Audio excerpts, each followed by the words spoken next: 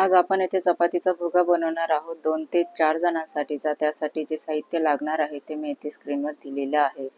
तसेच येथे मी 2.5 चपात्या घेतलेल्या आहेत। या दुपारच्या जेवणातील चपात्या आहेत, त्यांचा मी लगेचच येथे सायंकाळी भुगा बनवून घेण्यास सुरुवात केलेली आहे। स्क्रीनवर दाखवल्याप्रमाणे ह्या चपात्या हातावर छान चुरून घेतल्यानंतर 8 लसूण पाकळ्या, 6 हिरव्या मिरच्या, पाव चमचा ओवा आणि मुठभर कोथिंबीर या मिक्सरच्या भांड्यात घालून घेऊन त्याला इथे छान बारीक तळून घेतल्यानंतर जो भुगा आपण इथे हाताने चुरून घेतलेला होता त्याला इथे मी अजून बारीक चुरून घेण्यास सुरुवात केलेली आहे।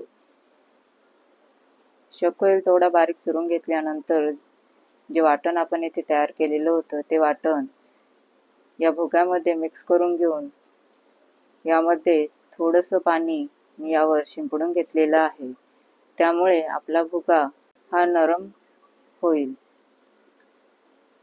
हे सर्व पाणी यामध्ये छान मुरून घेतल्यानंतर कढईमध्ये येथे मी 2 चमचे तेल घालून घेतल्यानंतर तेल छान गरम झाल्यावर त्यामध्ये कढीपत्ता घालून घेऊन आणि एक कांदा जो मी येथे उभा चिरून घेतलेला होता तो यात घालून घेऊन तो लालसर फ्राय झाल्यावर त्यामध्ये पाव चमचा हळद घालून घेतल्यानंतर हे सर्व जिन्नस येथे छान मी हलवून घेण्यास सुरुवात केलेली आहे।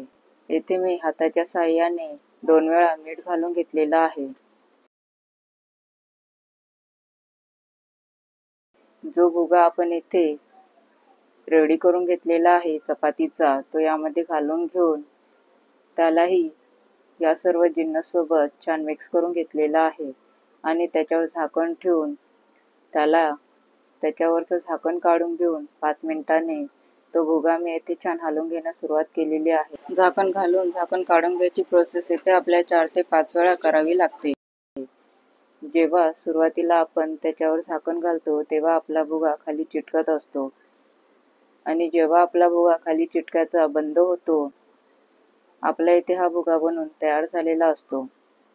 हा संपूर्ण भुगा आपल्याला स्लो गॅसवरच बनवायचा आहे। जेव्हा कढईत आपल्या मोकळा ढाकळा हलवता येतो आणि खाली लागायचा बंद होतो तेव्हा आपला इथे चपातीचा भुगा बनून तयार झालेला असतो। व्हिडिओला लाईक करा, सबस्क्राईब करा, बेल आयकॉनवर क्लिक करा। Thank you.